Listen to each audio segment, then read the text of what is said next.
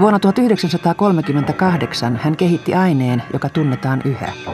Se oli lysergidihapon dietyyliamidi, eli LSD. Der Sache auf den Grund zu gehen, machte ich dann einen Selbstversuch mit dieser Substanz, mit dem Lysergidihapon.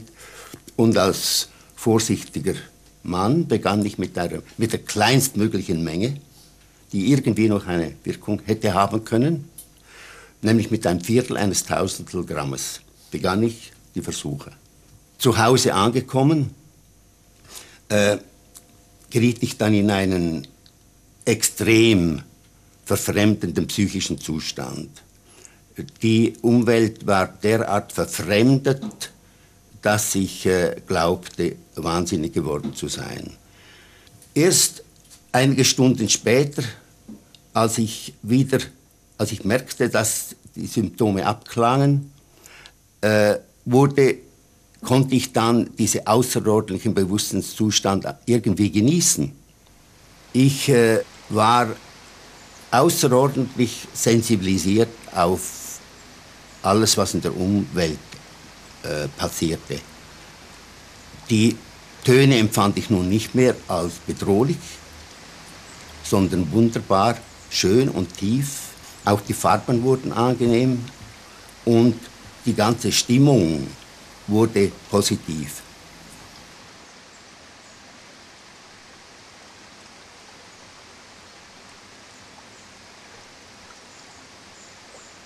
Irgendwie war die Welt verzaubert. Sie war vorher dämonisiert gewesen und jetzt geriet ich in einen Zustand der Verzauberung der Welt. Kylmän sodan aikaan 1950-luvulla Amerikan tiedustelupalvelu CIA testasi LSD:tä totuusseerumina. Useat armeijat kokeilivat myös aineen tehokkuutta kemiallisena aseena, joka lamaannuttaisi joukot. 25 minutes later, the first effects of the drug became apparent. The men began to relax and to giggle. But this man was more seriously affected and had to be removed from the exercise. After 35 minutes, one of the radio operators had become incapable of using his set, and the efficiency of the rocket launcher team was also very impaired. 10 minutes later, radio communication had become difficult, if not impossible, but the men are still capable of sustained physical effort. This man nearly succeeded in felling this tree using only a spade. But 1 hour and 10 minutes after taking the drug, with one man climbing a tree to feed the birds, the troop commander gave up, admitting that he could no longer control himself or his men. Aldous Huxley kuvasi vuonna 1954 julkaistussa teoksessaan kokemuksiaan meskaliinin vaikutuksen alaisena. Samoihin aikoihin suuren yleisön tietoisuuteen levisi termi psykedeelinen. Do you think imaginative writers would benefit by that? Well, I think the people who would benefit most of all are professors. And this, I think it would be extremely good for almost anybody with fixed ideas and with a great certainty about what's what, to take this thing and to realize that the world he has constructed is by no means the only world, that there are these extraordinary other types of universe which we may inhabit and which we should be very grateful for inhabiting, I think. Yli 80-vuotias Alexander Shulgin on arvostettu kemisti.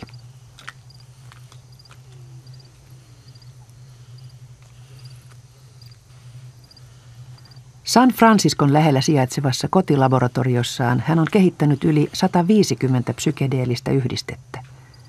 Taitavana kemistinä pidetyn Shulginin tutkimuksia on julkaistu arvostetuissa tiedelehdissä. I think the term that Huxley used, the doors of perception, was from Blake originally. I believe the whole quotation is, if the doors of perception were opened, we'd see everything as it really is. And I think the idea of making everything absolutely available and everything being seen in the same way that Huxley himself was trying to imply in his writing is a dangerous thing. This is what a schizophrenia is. You have access to everything. You have access to, whoa, look at that little thing over, look at that thing, look at these things there, and I remember this, and I remember that, and I talk to God, and all this sort of thing going on. And you're not able to conduct yourself in a socially safe way. So there's a negative side to opening the doors of perception.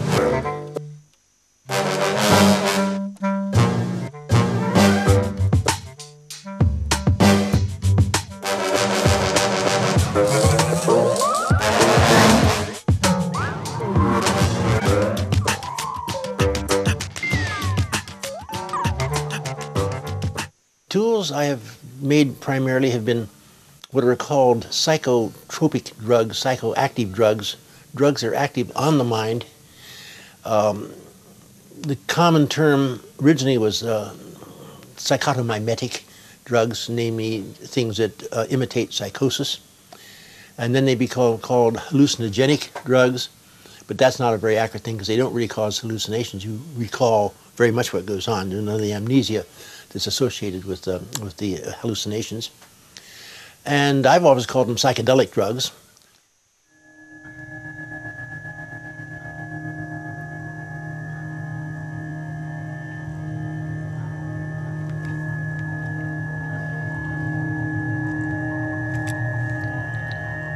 LSD:n aiheuttama tila muistuttaa psykoosia, ja amerikkalaiset psykiatrit toivoivat 40- ja 50-luvuilla voivansa sen kautta selvittää skitsofrenian mekanismeja.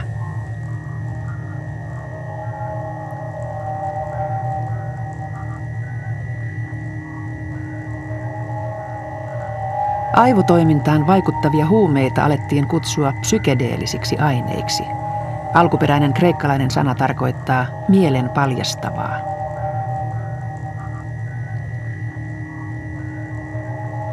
'60-luvun alussa psykologiaa Harvardin yliopistossa opettava Timothy Leary innostui LSD:stä.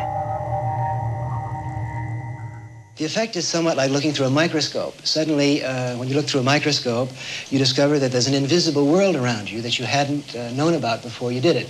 The same thing is true with a psychedelic drug. You're aware of processes that are going on inside your own brain.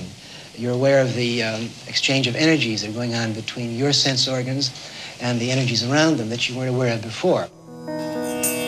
Leary kehotti oman aikansa nuorisoa sloganilla Turn on, turn in, drop out, eli ota kamaa, virittäydy tunnelmaan ja anna mennä. Myös kirjailija Ken Kesey, jonka tunnetuin romaani on Yksi lensi yli käenpesän, osallistui LSD:n eli hapon tunnetuksi tekemiseen. Eniten julkisuutta sai psykedeelinen bussimatka, jonka aikana happoa nautittiin Cool Aid-mehun seassa. Retkeläiset olivat tavallaan vastakulttuurin pioneereja Amerikassa.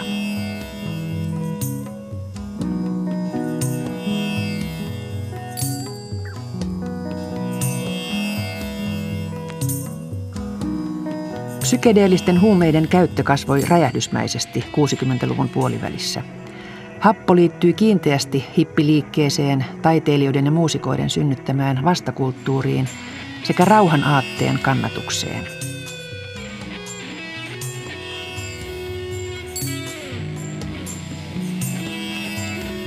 Joidenkin amerikkalaisten poliitikkojen mielestä LSD oli jopa vakavampi uhka kuin Vietnamin sota. Vuonna 1969 LSD ja muut psykedeelliset huumeet julistettiin laittomiksi Yhdysvalloissa ja muut maat seurasivat perässä. So it became very hard for psychiatrists and other medical persons to use these kind of drugs as a tool in research. So research really went down, and with the development of new research tools in the 80s and 90s, some researcher came back to the question, how do these drugs really work on the brain, and how do they affect the neurons and not just the psyche. They were more interested to understand how do they interfere with the neural networks, with the neurons, with the receptor sites. And so a new research started in the 90s. A lot of studies have been made on drugs that affect the brain. But on brain-changing drugs, you can use experimental animals, you can put in a radioactive something or other and take the head off and slice it in the brain into little sections and see where the radioactivity went. But this is not very ethical for humans.